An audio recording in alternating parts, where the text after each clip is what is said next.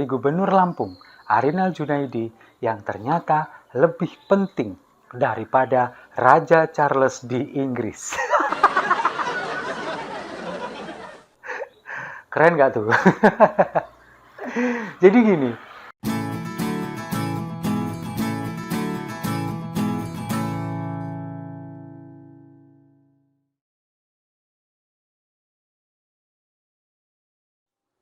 salam damai untuk Indonesia, berjumpa lagi bersama saya, Papa Dimas. Info kali ini datangnya dari Gubernur Lampung, Arinal Junaidi, yang ternyata lebih penting daripada Raja Charles di Inggris.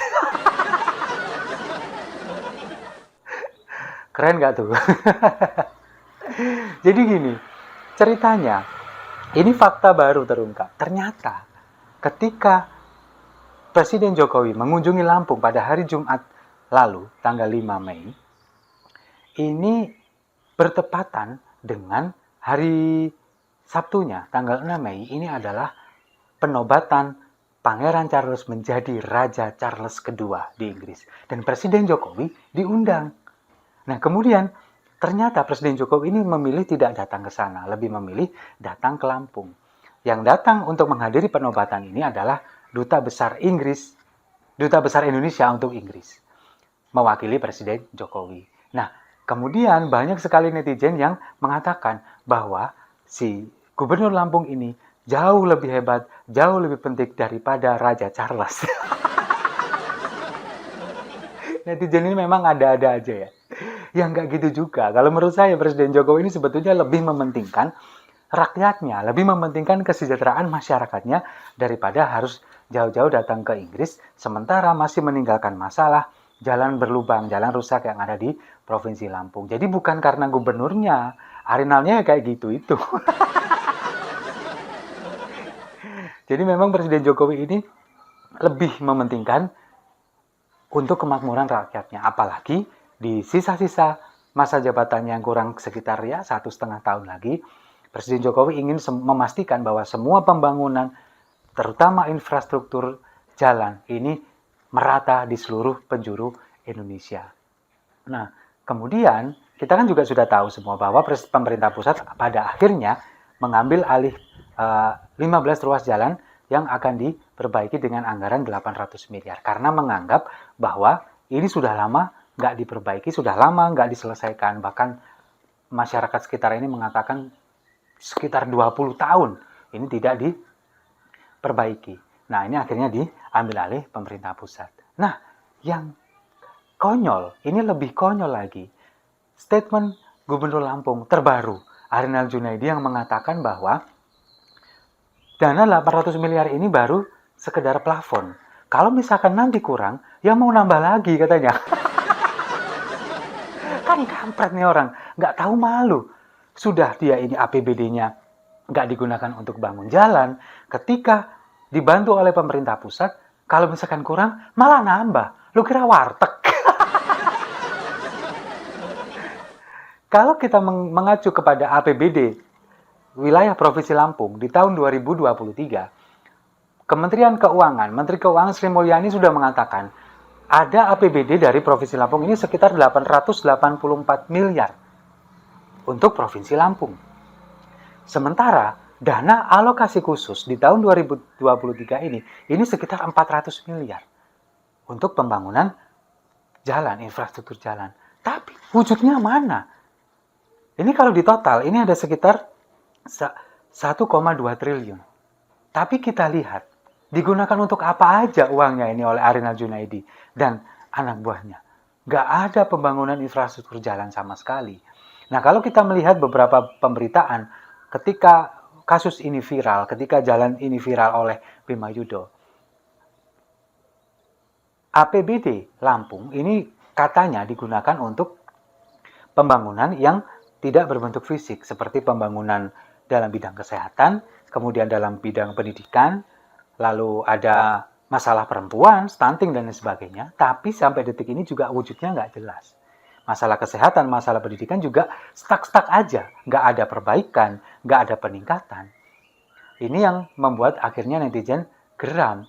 Loh kok bisa seperti ini dengan dana yang 1,2 triliun ini kok nggak ada sedikit pun, 1 kilometer pun yang diperbaiki jalanan di wilayah Lampung. Nah ini kemudian Arinal Junaidi mengatakan bahwa itu kan masih plafon, dana plafon. Kalau misalkan sisa 700, misalkan 700 terpakai, ya 100-nya kita akan gunakan untuk hal yang lain. Nah ini saya jadi curiga ini, 100 ini untuk digunakan hal lain apa? Mau dikorupsi berjamaah atau gimana? Bukan nuduh ya, curiga boleh dong. Nah, Arinal ini juga mengatakan bahwa saat ini pihaknya ini sudah punya dana untuk perbaikan jalan, untuk infrastruktur ini sekitar 400 miliar. Kalau ditambahkan lagi dengan dana dari pemerintah pusat 800 miliar, maka totalnya ada 1,2 triliun. Nah, dengan dana sekian, masa iya nggak cukup sih untuk memperbaiki 15 ruas jalan yang kemarin ditinjau oleh Presiden Jokowi? Ya kan? Ini lebih konyol lagi. Ketika uangnya ini sisa, mau diambil untuk keperluan yang lain, kemudian kalau misalkan dananya ini kurang, mau minta lagi. Kan sekali lagi seperti yang saya bilang di video saya sebelumnya, bener-bener nggak tahu malu. Bener-bener nggak tahu malu dia ini.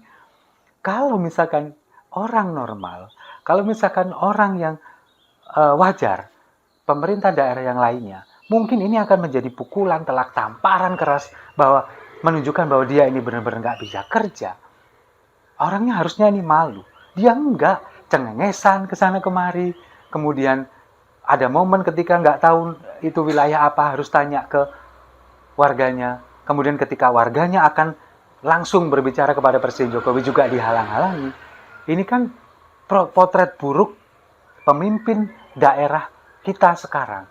Ini mencoreng, bukan saya mengatakan seluruh pemimpin daerah buruk, enggak. Tapi ini salah satu contoh potret pemimpin daerah yang buruk, hasil produk demokrasi.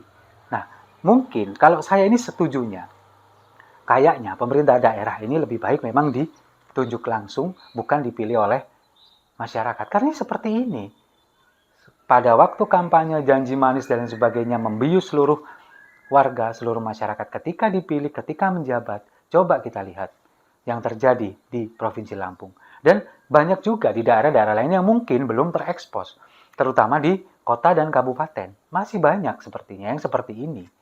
Tidak bisa mengelola anggaran di wilayahnya, sementara kekayaan dia sendiri bertambah.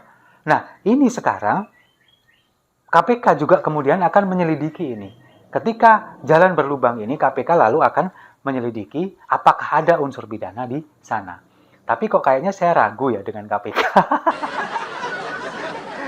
Lebih berharap kepada Kejaksaan Agung. Lebih berharap kepada Kejaksaan. Karena apa? Karena padahal KPK ini sudah tahu.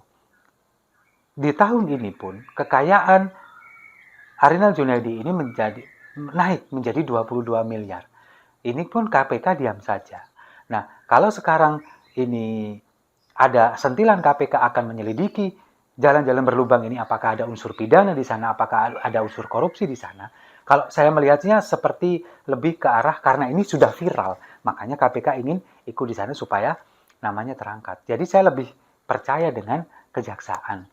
Nah, kemudian masih lagi berbicara masalah provinsi di Lampung ini, kayaknya nggak habis-habis ya provinsi Lampung ini.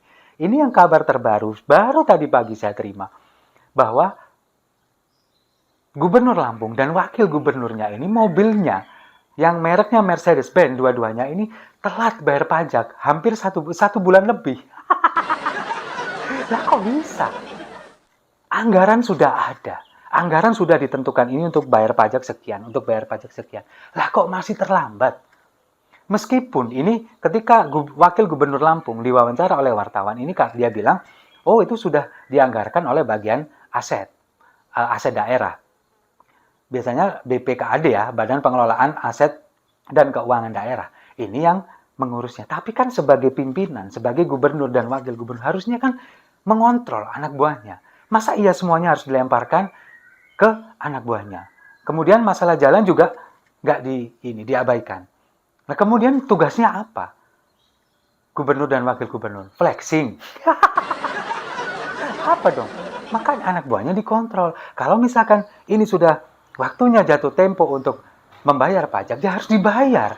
Masa sampai 1 bulan lebih seperti ini nggak ada kontrol, nggak ada perhatian, kemudian ketika ditanya wartawan, oh itu sudah ada bagiannya, bagian pengelolaan aset. Sudah ada anggarannya, sudah dianggarkan. Tapi belum dibayar buktinya. Ini yang membuat kita menjadi terheran-heran. Kadang kita bertanya-tanya, sebetulnya gubernur dan wakil gubernur ini kerja nggak sih? Memang agak lain nih, Provinsi Lampung ini, gubernur dan wakil gubernurnya. Benar saya bilang, agak lain. Ada gubernur yang seperti ini, dan anehnya lagi kok bisa kepilih dulu itu. Ya itulah, pada akhirnya kita sebagai masyarakat awam, masyarakat Indonesia yang melihat seperti ini nggak bisa berkata apa-apa. Tapi ya kita berharap semoga ini ada perbaikan ke depannya, dan semoga nggak dicontoh oleh kepala-kepala daerah di wilayah lain. Setuju ya? Saya rasa itu. Terima kasih sudah menyimak. Jangan lupa like, komen, dan subscribe. Sampai jumpa di video-video saya selanjutnya. Salam damai untuk Indonesia.